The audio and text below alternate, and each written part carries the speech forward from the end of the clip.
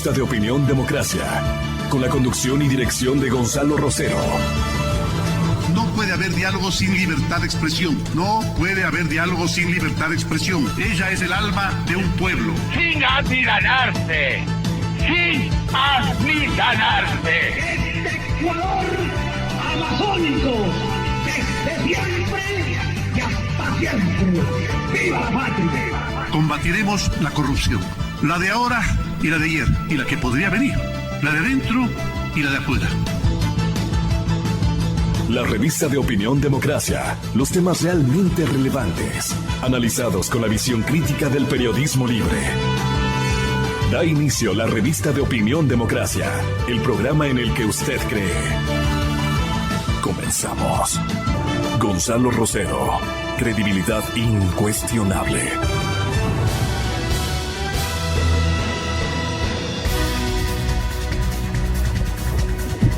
Buenos días a la ciudadanía. Estamos iniciando esta mañana de trabajo, miércoles 10 de junio del 2020, lo que suelen decir 2020. Saludar a todos nuestros radioyentes, tanto en Quito como en Riobamba, y en general a todos los que nos siguen a través de las redes sociales, a través del internet.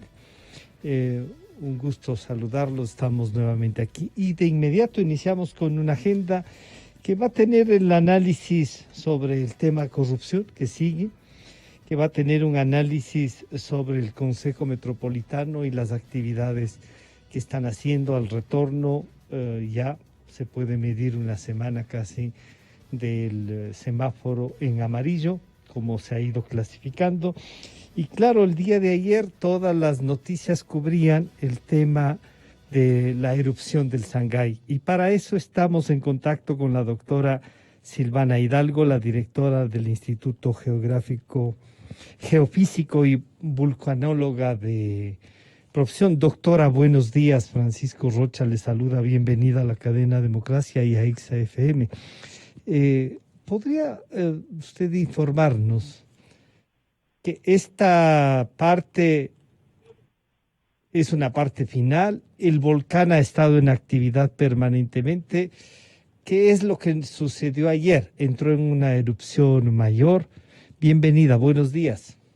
Buenos días, Francisco. Muchas gracias por el espacio. Buenos días a todos los radioescuchas de Radio Democracia.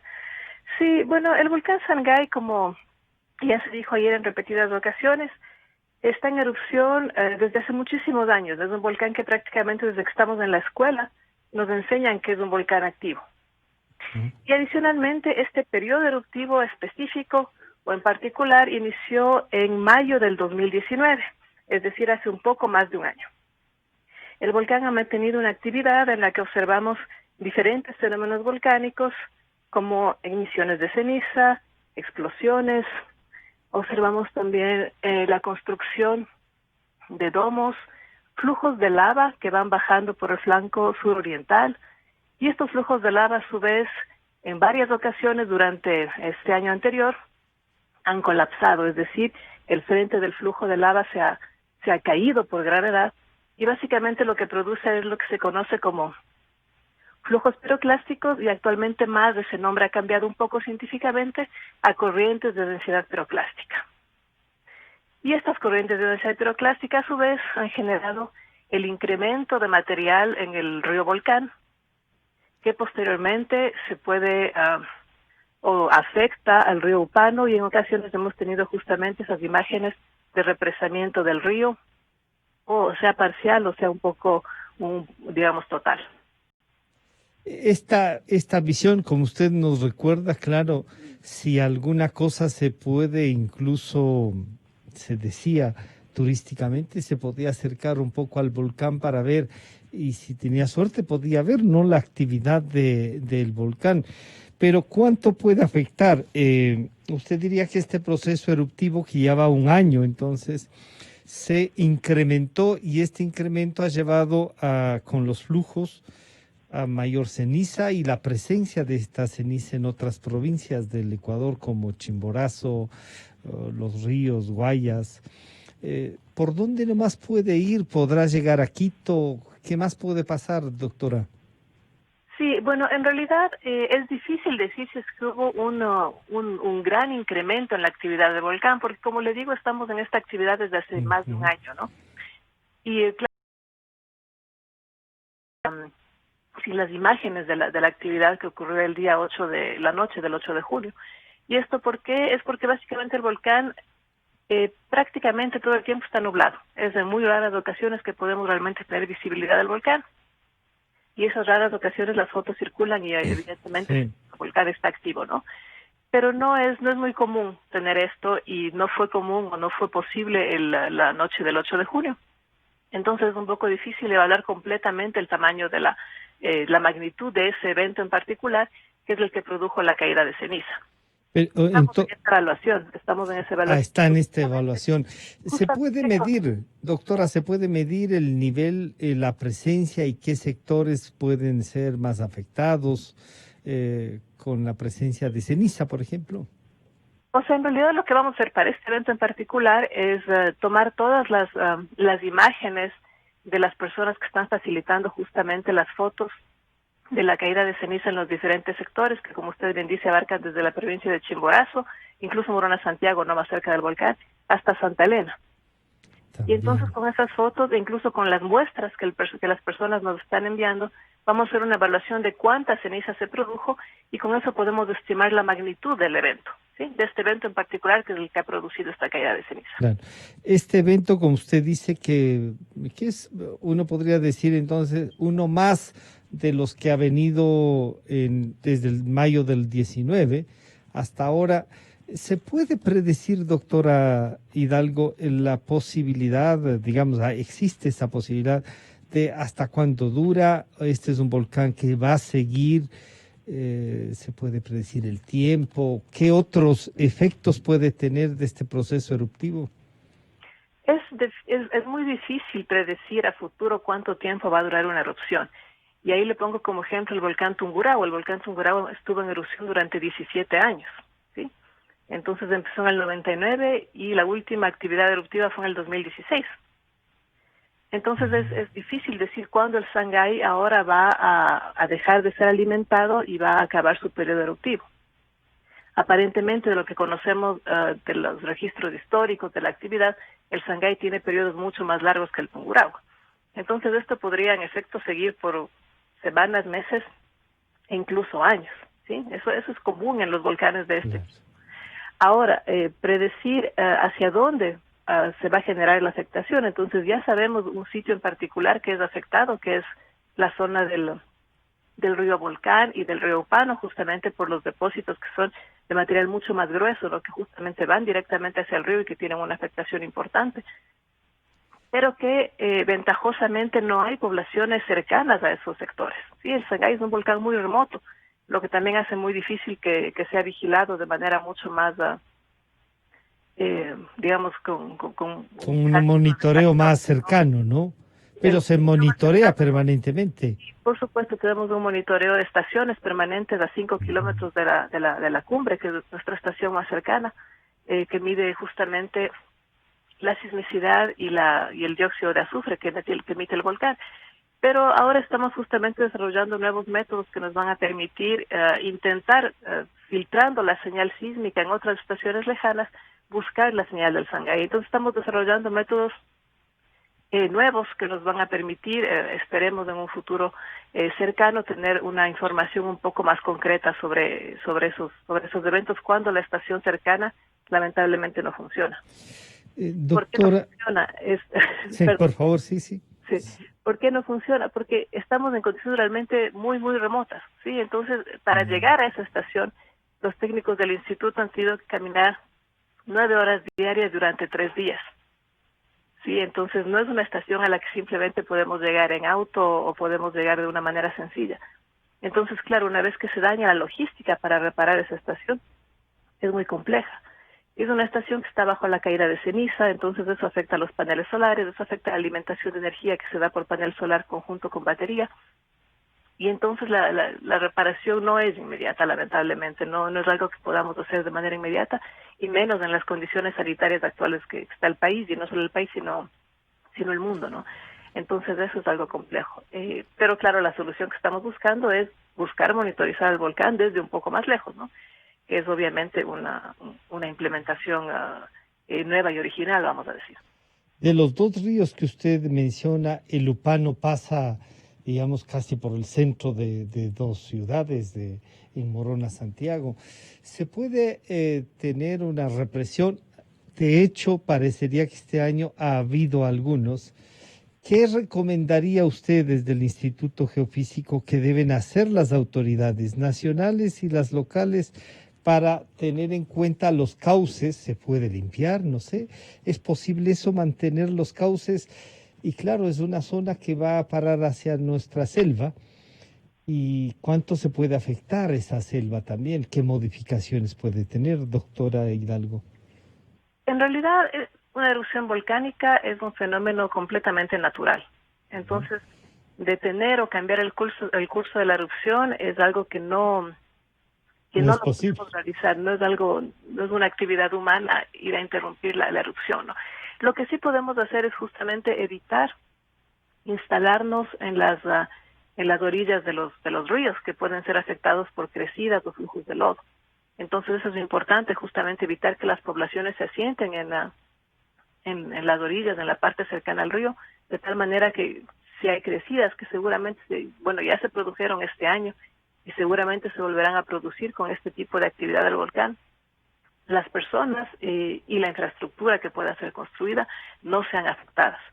Eso es lo importante. O sea, el Sangay tiene un mapa de peligros que justamente muestra cuáles son serían las zonas potencialmente afectadas por los fenómenos que el Sangay es capaz de producir, de acuerdo a los estudios geológicos que se han hecho en el volcán. O sea que ahí uno no podría sino esperar que hay el proceso eruptivo, sus consecuencias, y ahí hay que mitigar eso. Usted ha dicho, hay que tener en cuenta que no pueden asentarse, pero hay poblaciones asentadas a las orillas de los ríos por lo general. ¿Qué hacer en esos casos, doctora Hidalgo? Sí, bueno, la situación evidentemente es compleja, ¿no? Y de hecho ya muchas poblaciones se han asentado en zonas que están sometidas a un peligro, a una amenaza, sea volcánica o sea de otro fenómeno. Entonces, básicamente, se puede intentar construir algunos sistemas de prevención, más que nada de tipo alarma en caso de que haya crecidas de los ríos, para que justamente la gente pueda evacuar de manera oportuna. Y esos son sistemas que se pueden diseñar y que, por supuesto, funcionaron, por ejemplo, en el volcán Tungurahua justamente durante muchos años, ¿no? Entonces, el instituto tenía un sistema de detección de flujos de lodo, que justamente nosotros teníamos de acuerdo a la disposición de esa red, a la disposición física, quiero decir, de esa red, estábamos en capacidad de dar una alerta corta de unos 15 a 20 minutos, dependiendo el flujo de lodo que venía, y podíamos justamente alertar a las autoridades para que cierren las vías, por ejemplo, y entonces no haya circulación en las zonas que podían ser afectadas por los flujos de lodo. Y eso lo hicimos durante 20 años. Y de hecho lo seguimos haciendo, seguimos teniendo el sistema instalado en el Tungurahua. Pero por supuesto, los flujos de lodo del Tungurahua tienen una dimensión distinta a una crecida del río Upano. Entonces, por supuesto, hay que dimensionar el sistema que podría funcionar en esa zona. ¿Usted diría que esto tiene relación a los movimientos sísmicos, a más de las cercanías al volcán en otros sitios del país, doctora, tienen o no necesariamente? No necesariamente. O sea, nuestro país está en una zona altamente sísmica y altamente volcánica, es decir, la configuración geodinámica, es decir, dónde estamos instalados a nivel de la dinámica del planeta, de los movimientos del planeta, de cómo funciona nuestro planeta. Estamos en una zona muy compleja. Entonces, esto es una zona de subducción en la que una placa rígida, que es la placa oceánica, ingresa bajo la placa sudamericana, que es una placa continental. Entonces, ese ingreso obviamente no es suave, ¿no? Tiene muchas rugosidades, y eso va a generar la sismicidad que obviamente conocemos y cuyo más triste ejemplo reciente es el terremoto del 2016, de abril del 2016. Pero adicionalmente, ese contexto geodinámico, es decir, esta zona de subducción, no solo genera los sismos, sino que también genera el magma, o sea, este proceso del que es el que se afecta este momento. Uno de los que permite generar magma a nivel mundial. Y entonces, si es que estamos generando magma de manera continua, subcontinua, este magma tiene que salir. Esa es una expresión de la liberación del calor del planeta, básicamente. Y entonces el magma obviamente va a encontrar los mejores caminos para salir. En nuestro caso tenemos una hermosa cordillera volcánica compuesta de 2 o 3 filas, ¿no? O sea, la cordillera occidental, el arco principal, es decir, la cordillera real más el valle interandino, y adicionalmente el trasarco, que serían los volcanes de la Amazonía. Entonces nosotros tenemos una densidad volcánica muy elevada. Obviamente es turísticamente aprovechable. Le hace extraordinario paisaje, pero asimismo con un nivel de peligrosidad alto. Bueno, o sea, tenemos que vivir con esto, aprender a tomar medidas. ¿Cuánto el Instituto Geofísico recomienda y trabaja, no sé, con las autoridades locales? ¿Tienen un permanente diálogo para justo hacer estas recomendaciones que usted las ha analizado esta mañana, doctora? Sí, nosotros trabajamos muy de cerca con el Servicio Nacional de Gestión de Riesgos. Entonces, justamente nosotros generamos información que sale directamente hacia la comunidad, pero también hacia las autoridades, ¿no? Nuestra información es completamente transparente y sale inmediatamente al mismo tiempo hacia todos, ¿no? Autoridades y público en general. Entonces, usted puede encontrar esa información en nuestra página web, en nuestras redes sociales, sea el Facebook, sea el Twitter. En nuestro canal de Telegram tiene la información inmediatamente cuando tenemos un sismo y todas las informaciones asociadas al mismo, ¿no? Entonces, esa es una información que nosotros hemos construido así para que justamente llegue inmediatamente a toda la población y a todos los usuarios del sistema. Y por supuesto nuestras relaciones con las autoridades son fundamentales para poder participar en la gestión del riesgo, ¿no? Nosotros hacemos la evaluación de la amenaza, pero obviamente es un componente fundamental en la gestión del riesgo, porque si no conocemos la amenaza es imposible que evaluemos el riesgo más allá de eso, ¿no? Entonces trabajamos con el Servicio Nacional de Gestión de Riesgo y por supuesto trabajamos también de cerca con los COEs de las zonas que están potencialmente afectadas por actividad volcánica. Y esto sumado a la pandemia tiene entonces un doble objetivo, el uso de mascarillas y todo eso, ¿no? Una última recomendación, doctora Silvana Hidalgo. Sí, bueno, básicamente es importante que estemos informados por fuentes oficiales. Una cosa que nosotros siempre notamos de manera un poco lamentable es que únicamente cuando tenemos estos eventos que son un poco más, que tienen una afectación evidentemente mucho más amplia, es cuando las personas, los medios empiezan a informarse, pero esa información se queda muy puntual. Sí, entonces como que, ahora pasó esto, pero mañana nos olvidamos de que el Sangay y el Reventador están en erupción. Hay que hacer un seguimiento entonces. Sí, nuevamente se vuelve a hacer noticia una vez que pasa algo que afecta a la población. Pero nosotros generamos información a diario y creo que es importante que la población, tenemos un buen número de seguidores, lo cual es algo que estamos muy contentos, pero es importante que la población empiece un poco a, como usted dice, ¿no?, a saber dónde vivimos y entonces aprender cuáles son las amenazas, los peligros de los que estamos sometidos. Y eso no es de un día. Debe ser parte de nuestra formación diaria, ¿no? Tenemos que estar. Doctora Hidalgo, muchísimas gracias por este reporte. Estaremos en contacto y, como usted dice, haciendo un seguimiento al Instituto Geofísico, a lo que produce, que nos da información permanentemente. Y claro, con usted esta mañana hemos conversado. La doctora Silvana Hidalgo, directora del Instituto Geofísico, vulcanóloga ella de profesión. Luego de este corte regresamos. Estarán con nosotros el doctor Medardo Leas y el doctor Juan Carlos Solines. Ecuador, sacudido por continuos actos de corrupción. Así es que ya volvemos. Calidad. Innovación. Completamente democracia. Inicio de espacio promocional y publicitario.